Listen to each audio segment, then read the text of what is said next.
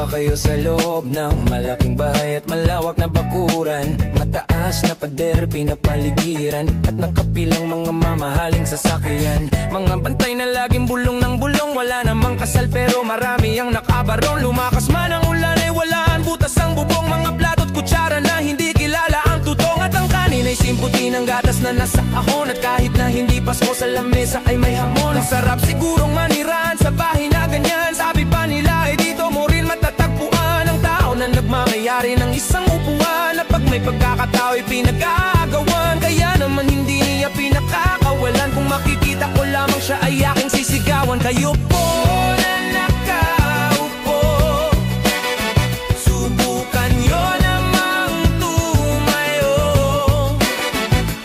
at baka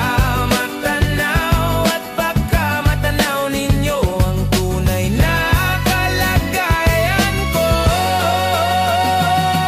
Mawalang galang na po sa taong nakaupo. Alam nyo bang pantakal ng bigas namin ay di puno? Ang dingding ng bahay namin ay pinagtagpit at pinyero. Sa gabi ay sobrang init na tumutunaw ng yelo, na di kayang bilhin upang ilagay sa inumin. Pinakulong tubig sa lumang